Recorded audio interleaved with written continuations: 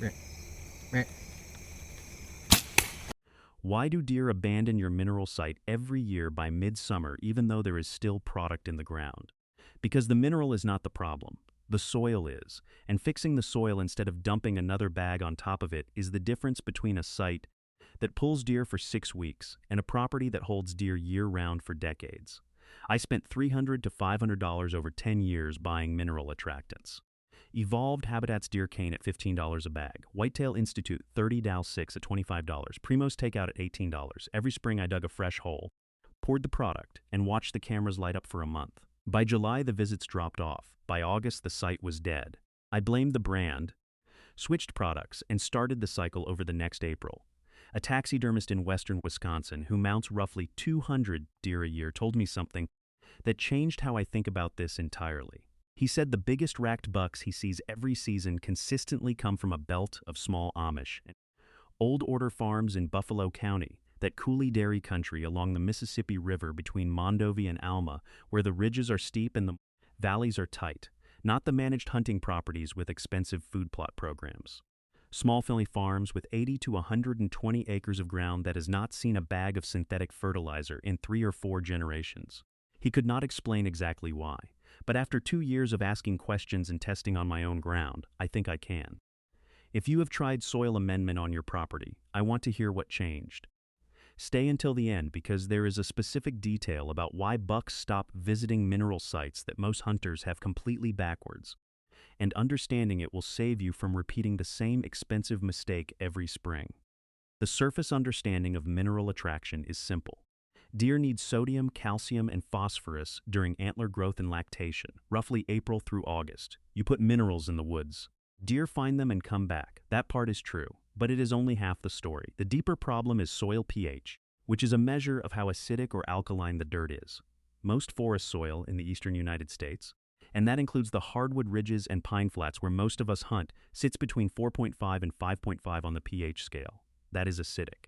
Acidic soil does something that matters more to deer than most hunters realize. It locks up trace minerals, calcium, magnesium, zinc, copper, selenium. They can all be present in the dirt, but at a pH below 5.5, those elements are chemically bound to the soil particles in a form that plant roots cannot absorb.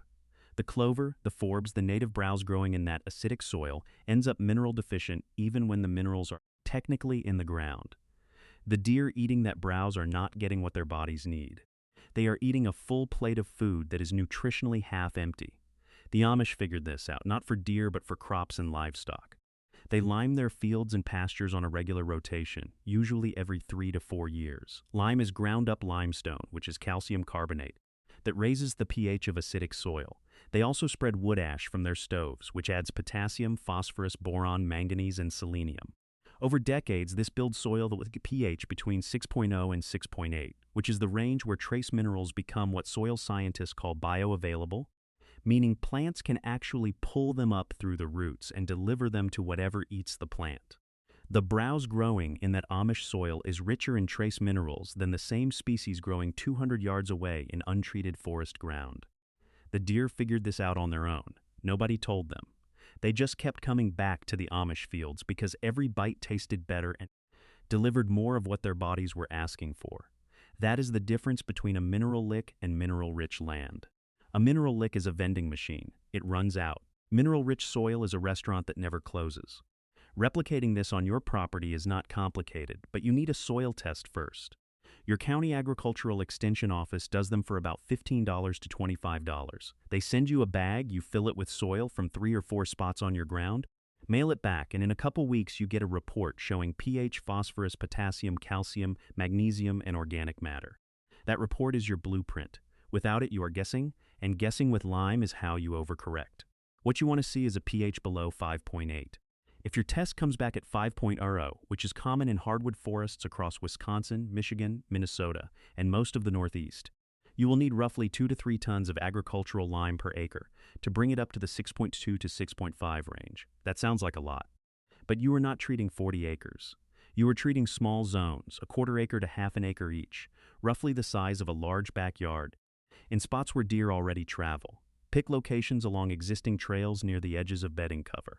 A small clearing or bench, which is a flat spot on a hillside, Within 50 to 80 yards of known bedding, roughly the distance you could throw a football, is where you want to be.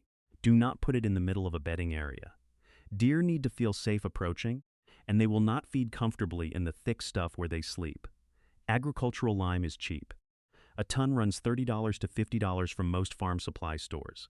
You can spread it by hand with a 5-gallon bucket on a small plot or rent a broadcast spreader for anything larger. Apply in early spring when the ground is still soft from snow melt.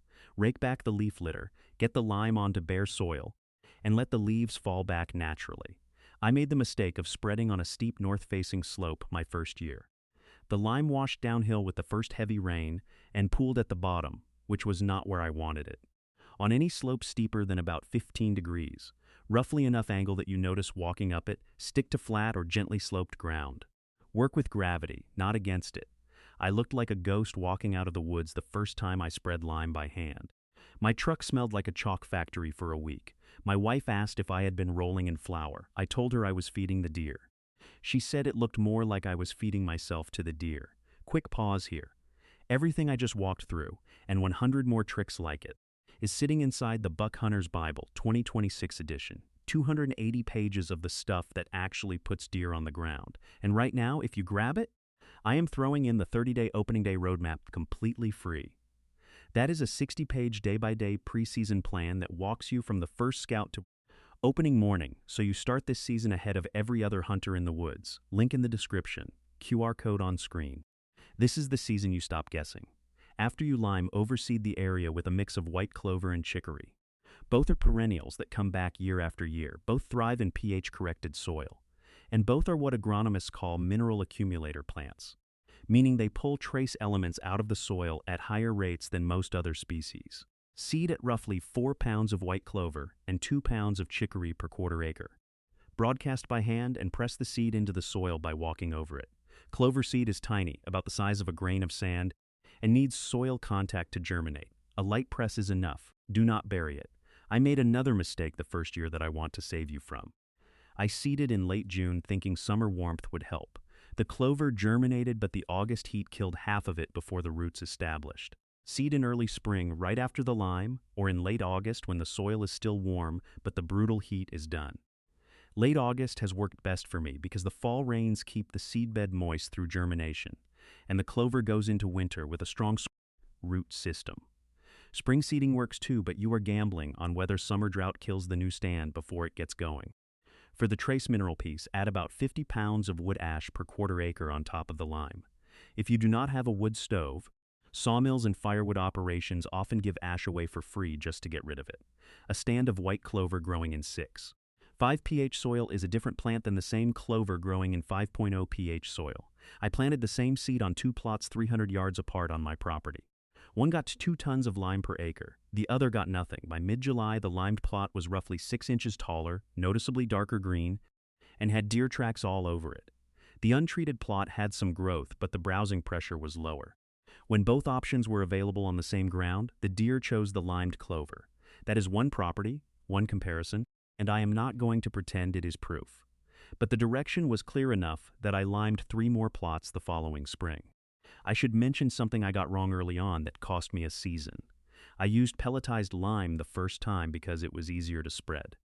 Pelletized lime works, but it reacts with the soil slower than powdered agricultural lime because the pellets have to break down before the calcium carbonate can interact with the soil chemistry. On my first, the pH barely moved in the first 6 months, and I almost gave up on the whole idea. When I switched to standard ag lime, which is the powdery, dusty kind that gets into everything, the pH shift was noticeable by the same fall I applied it. If you can handle the dust, go with powdered ag lime. It is cheaper and it works faster. Pelletized is easier to spread but slower to react. My recommendation is powder for anyone who can tolerate looking like a bakery worker.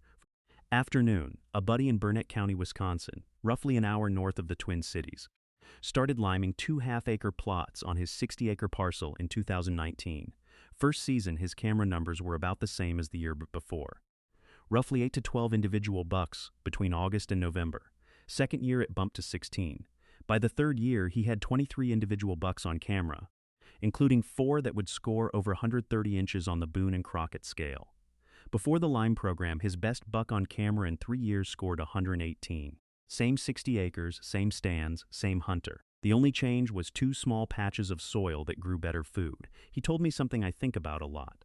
He said the biggest difference was not the number of deer. It was when they showed up.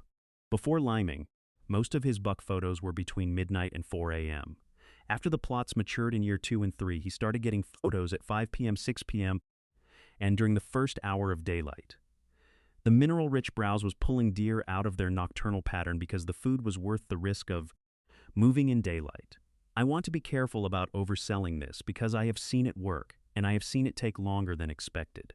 My own plots took nearly 2 full years before the camera numbers showed a meaningful shift. The first fall after liming, I had maybe 2 or 3 more unique bucks than the previous year. Not dramatic. By the second fall, the clover was established, the pH was in the 6.3 range, and I had roughly double the daylight buck activity I had seen before liming. The third year was where it got noticeable. A buddy who hunts a lease in Pike County, Illinois, that river bluff hardwood and bottomland corn country along the Illinois River, where the soil is naturally richer than most northern forests, limed a single quarter-acre bench on a ridge that had almost no deer activity in 3 years of camera data. He seeded it with clover and chicory. By the second fall, he had 14 individual bucks on hammer at that bench, including 2 that went over 140 inches. His theory is that the limed clover on that ridge created the only mineral-dense food source within half a mile of surrounding untreated forest. And the deer concentrated there the same way they concentrate around an oak dropping acorns when nothing else is producing. One spot. One soil amendment. And the deer adjusted their travel patterns to include it. His experience. Not mine. Different terrain, different starting soil. But the principle held. That shift from camera ghosts to huntable deer during legal hours is worth more than any product in a bag. Look, I am going to be straight with you. Everything I am walking through in this video is just a small piece of what is inside the Buck Hunter's Bible. 2026 edition, 280 pages, 101 field-tested tricks, and right now you also get the 30-day opening day roadmap free with it. A 60-page, day-by-day plan that gets you ready before the season even starts. I do not know how long that bonus stays in the deal. But if you've been watching these videos and thinking this could be my season, that is the move. Link in the description below, QR code on screen. Make this the year. Where this does not work is on properties directly adjacent to large-scale agriculture that is already being commercially fertilized and limed. If your 10 acres backs up to a 500-acre corn and soybean operation running a full soil amendment program, your quarter-acre clover plot cannot compete. The deer are getting everything they need from the farm. Your little plot is a puddle next to an ocean. In that situation, focus on cover and security instead. Hinge cut some trees, create thick bedding, reduce your own foot traffic. Let the farmer feed them. You provide the safe place to sleep. The other situation where liming does not help quickly is extremely sandy soil, the kind you find in parts of northern Michigan's Upper Peninsula and the Wisconsin sand counties. Sand does not hold amendments well. Lime washes through it before it can react, and the pH correction is temporary. On sand, build organic matter first by piling brush and letting leaves accumulate. Then lime once you have enough organic material to hold the amendment in place. It adds a year to the timeline, but it is the difference between wasting money and actually changing the soil. The bonus I promised is the reason bucks abandon mineral sites, and it connects everything we just covered. Most hunters assume deer stop visiting mineral sites because the minerals are gone, but the minerals are usually still there. What changes is the ratio. During antler growth, bucks seek calcium and phosphorus in roughly a 2-to-1 ratio. That ratio is what their bodies need to build bone at up to a quarter inch per day during peak growth, which is roughly the speed your fingernail grows in a month, except they are doing it across an entire rack. When you pour a commercial mineral product on the ground, rain dissolves the more soluble compounds first.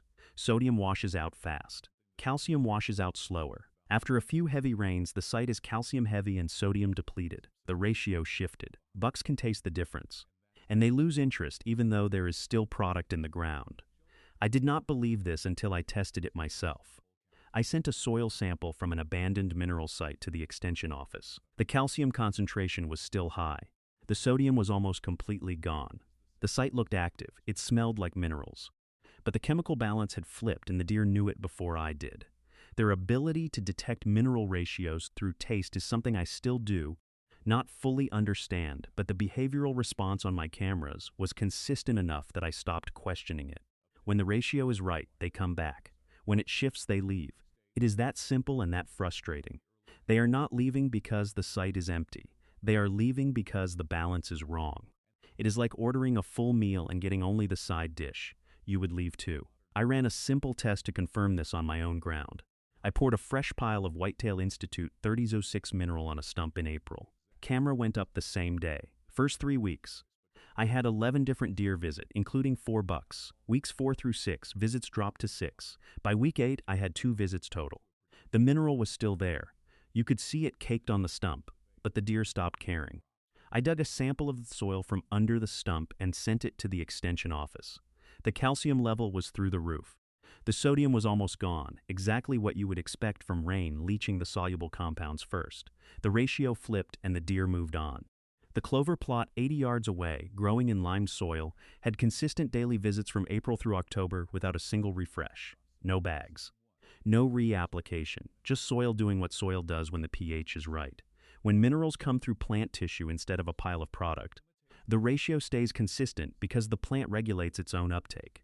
Clover does not overdeliver calcium and underdeliver sodium the way a rain-washed mineral pile does. Every bite is nutritionally balanced all season, every season. That is why deer stay on AMISH farms. Not because of a magic mineral pile somewhere in the woods. Because every bite of browse on the entire property is nutritionally complete from soil that has been built up for 100 years. 1 bag of lime costs less than 1 bag of commercial mineral attractant. The lime changes the soil for 3 to 5 years. The mineral bag washes out in 6 weeks. Over a decade, the commercial route costs $300 to $500 in mineral products that stop working every July. The lime route costs $30 once and builds every season. If you have tried any of this on your ground, leave your soil test results below. Get the test this spring. Buy the lime.